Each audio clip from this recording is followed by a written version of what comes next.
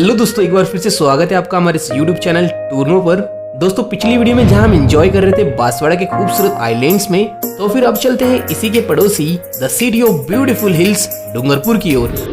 जी हाँ, the ancient capital of Vagad, जिसे यहाँ पर मौजूद छोटे छोटे हिल्स और माउंटेन्स की वजह से सिटी ऑफ हिल्स कहा जाता है।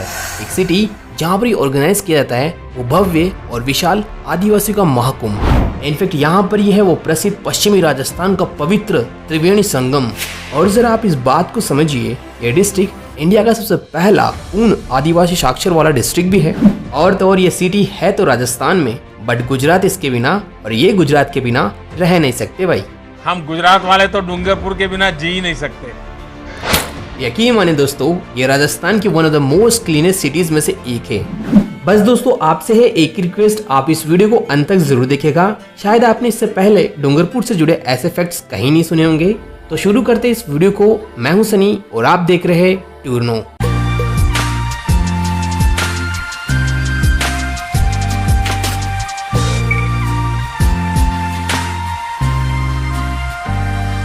Dungarpur Rajasthan.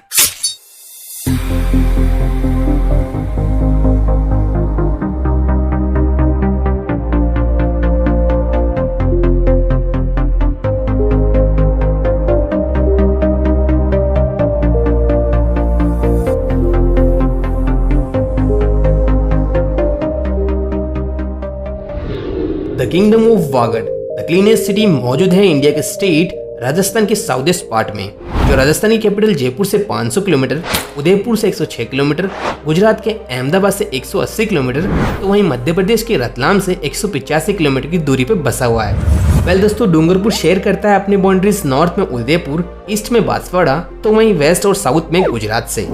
Total 3770 kilometre square में फैला ये ट्रायंगुलर शेप डूंगरपुर राजस्थान में एरिया के थर्ड सबसे छोटा डिस्ट्रिक्ट है। तो वहीं 2011 के सेंसस के अनुसार यहाँ की टोटल पॉपुलेशन 13,88,000 के आसपास है, जो बनाती है डूंगरपुर को 25th सबसे पॉपुलेटेड डिस्ट्रिक्ट।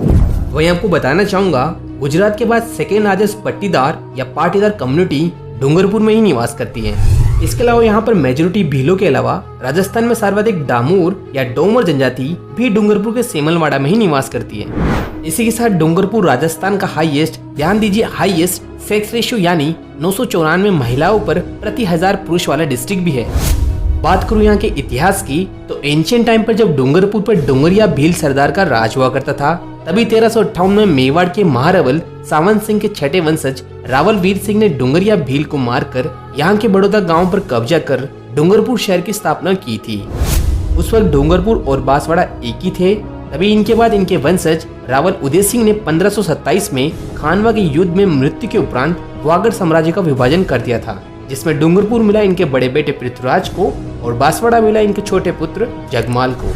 यहाँ मुख्य रूप से बोली जाती है वागड़ी भाषा प्लस मेवाड़ी, गुजराती और हिंदी भाषा भी बोली जाती है। इनफैक्ट ये भी जान लीजिए, डूंगरपुर के बरबुदनिया गांव में ही देश का प्रथम आदिवासी क्षेत्र में महिला सरकारी बैंक की स्थापना की गई थी।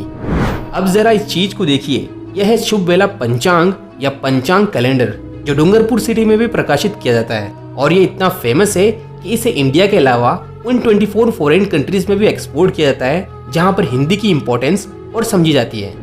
वेल दोस्तों, अब बात करते हैं डूंगरपुर के सबसे पवित्र और प्रसिद्ध स्थानों में से एक बेणेश्वर धाम की। जी हाँ, बेणेश्वर जो डूंगरपुर के ईस्टर्न पार्ट में बांसवाड़ा बॉर्डर पर नवाटापुर गांव के पास 3 नदियों के संगम के बीच एक आइलैंड पर स्थित है। 3 नदियों में सबसे पहली सोम नदी उदयपुर से आती है, दूसरी प्रतापगढ़ से जाखम इसमें मिल जाती है, बाद में ये दोनों बेणेश्वर डेल्टा में माही में मिल जाती है। माही जो डूंगरपुर और बांसवाड़ा की बॉर्डर बनाती है, इसके बारे में हमने डिटेल में हमारे बांसवाड़ा के वीडियो में डिस्कस किया था। और बेणेश्वर से जुड़ा इंटरेस्टिंग फैक्ट तो ये कि अटल बिहारी वाजपेयी की अस्थियों का विसर्जन कोटा पुष्कर के अलावा बेणेश्वर संगम में भी किया गया था। वेल दोस्तों, क्या आप जानते हैं ये सुंदर ब्यूटीफुल आइलैंड माओ जी की तपोभूमि भी रही हुई है, जिन्होंने वागड़ी भाषा में 5 चोपड़ों के उपदेशों की रचना भी की थी, जिन्हें कृष्ण का कलयुगी अवतार भी कहा जाता है। वैसे बात करूं बेणेश्वर धाम के प्रसिद्ध मंदिरों की, तो यहाँ मुख्य रूप से भगवान शिव को समर्पित पंचमुखी खंडित शिवलिंग विराजमान है। साथ ही यहाँ पर भव्य विष्णु मंदिर, लक्ष्मी नारायण मंदिर और एक ब्रह्मा मंदिर भी मौजूद है। बेणेश्वर का मेन अट्रैक्शन है यहाँ पर ऑर्गेनाइज किया जाने वाला बेणेश्वर मेला जो हर साल जनवरी फरवरी में माघ पूर्णिमा को 4 दिवसीय मेले का इवेंट होता है, जहां लाखों राजस्थानी नहीं बल्कि गुजरात और एमपी के आदिवासियों के साथ दूर दूर से पर्यटक भी शामिल होते हैं। इस विशाल गैदरिंग की वजह से इसे आदिवासियों का कुंभ और वागड़ का पुष्कर कहा जाता है और बनाता है इसे इंडिया का one of the largest tribal fair. इस मेले में लोग पवित्र होली स्नान के बाद इन पवित्र मंदिर के दर्शन करते हैं और साथ ही माओ जी की शोभा यात्रा में शामिल होते हैं। वैसे इस मेले में लोग शॉपिंग के साथ लोकल भीलों के handicrafts, essential goods, deadly weapons जैसे तलवारें, चाकू, तीर कमान और भीलों के ट्रेडिशनल डांस को एंजॉय करते हैं। वहीं शाम होते ही यहाँ का एक्साइटमेंट लेवल चरम पर होता है, जब यहाँ पर night culture shows, drama, functions का अलग ही एक्सपीरियंस होता है। कुछ इसी प्रकार का पवित्र और पीसफुल लोकेशन है इसी माही नदी के किनारे पर स्थित कलियाकोट। जी हाँ, यहाँ पर स्थित है मजर फखरुद्दीन शहीद की फेमस बोहरा कम्युनिटी की दरगाह और कम्युनिटी क्वार्टर्स। माशाल्लाह क्या गजब का व्यू है, जरा देखिए तो सही इस ब्यूटीफुल प्योर व्हाइट मार्बल से बनी स्ट्रक्चर को। वैसे कहते हैं कि यहाँ सच्चे दिल से जो मन्नत मांगता है तो अवश्य पूरी होती है। शायद इसीलिए यहाँ कई धर्मों के लोग आया करते हैं और यहाँ की पीसफुल एनवायरनमेंट और A1 फैसिलिटीज की वजह से इसे कई लोग जन्नत से भी कंपेयर करते हैं। और तो और यहाँ उर्स के फेस्टिवल पर तो पूरे इंडिया से हजारों दाऊदी बोहरा समुदाय के लोग दौरा करते हैं। इसी गलियाकोट की दूसरी ओर है गुजरात की पावागढ़ की अवतार शीतला माता का मंदिर, जिसे चिकन पॉक्स यानी चेचक की देवी भी कहा जाता है। और इसी के बगल में विराजमान है मोतीजार की पूरी ढकी माता। फ्रेंड्स, बात करूँ यहाँ के फेमस डांसेस की तो यहाँ गौरी डांस प्रसिद्ध है, लेकिन गुजरात के क्लोज होने के कारण इन लोगों में टिमली डांस फेमस है, जो कुछ इस प्रकार किया जाता है।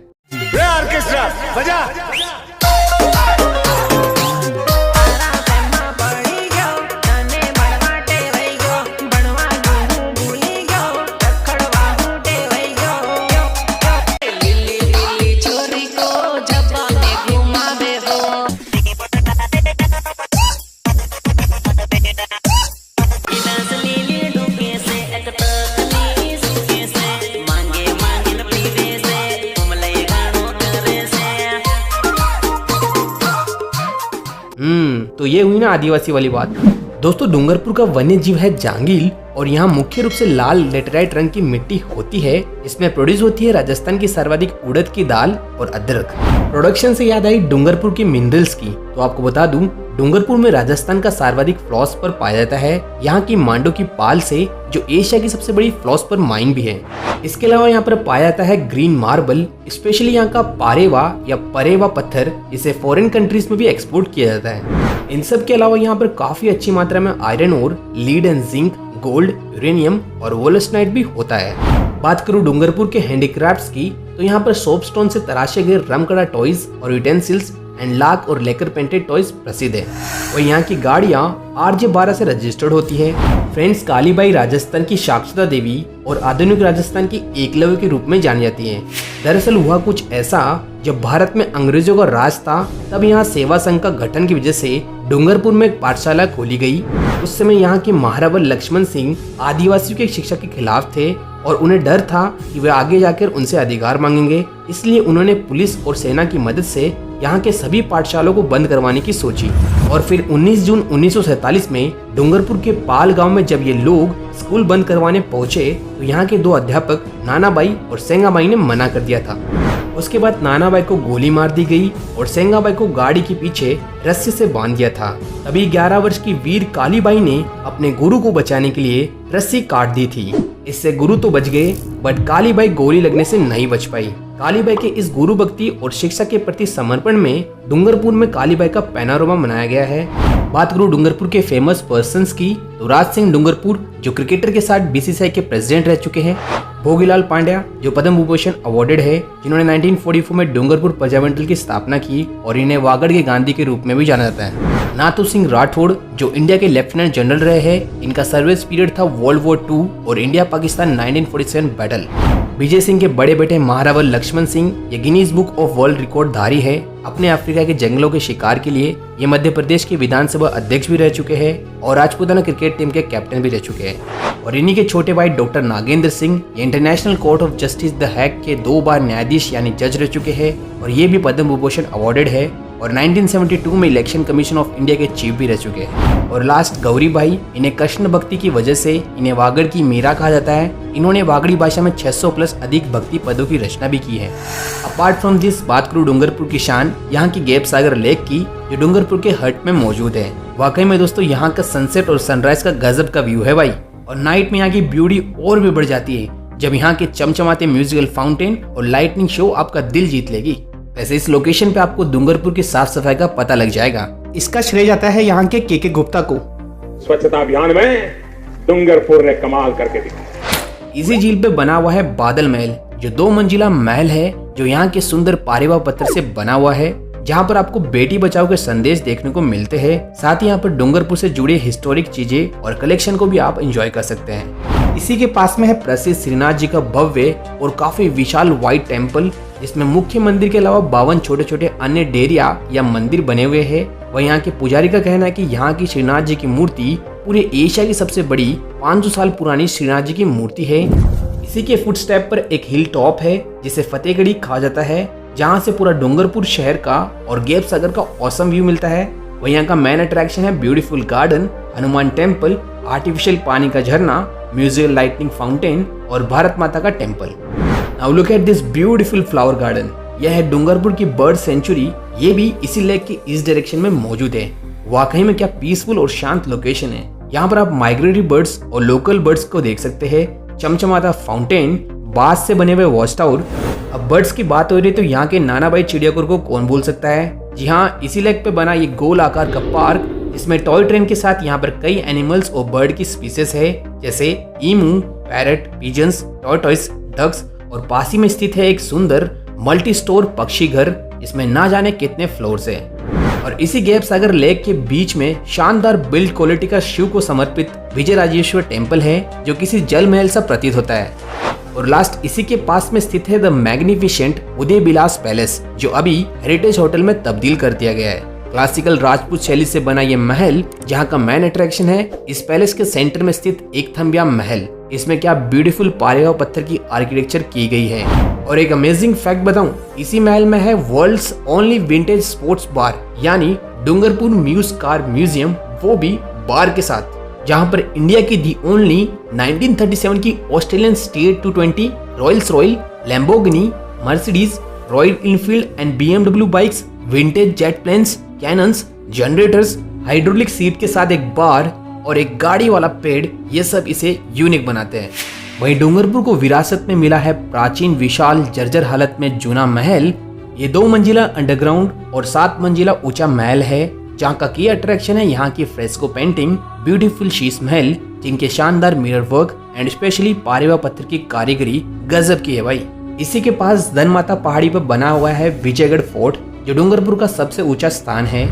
अब जरा इस मंदिर की बात तो सुनिए। ये है देव सोमनाथ मंदिर, जो डूंगरपुर के देवपुरा गांव में सोम नदी के किनारे मात्र एक रात में बनाया गया था, वो भी बिना किसी गारे, चूना या मिट्टी के, केवल पत्थरों की इंटरलॉकिंग की मदद से। इस मंदिर की खास बात यह है कि इसके दरवाजे भी पत्थर से बने हुए हैं। दोस्तों, इन सब लोकेशंस के अलावा डूंगरपुर में कई फेमस मंदिर और लोकेशंस है, जैसे भुवनेश्वर महादेव मंदिर, सूरपुर टेम्पल, नागफंजी, क्षेत्रपल भेरूजी, पूंजपुर, सागवाड़ा, मेवाड़ा, जिन्हें हमने हमारे डूंगरपुर के डिटेल टूरिस्ट डेडिकेटेड वीडियो में बताया है। आप चाहे तो ऊपर आई बटन और नीचे डिस्क्रिप्शन में देख सकते हैं।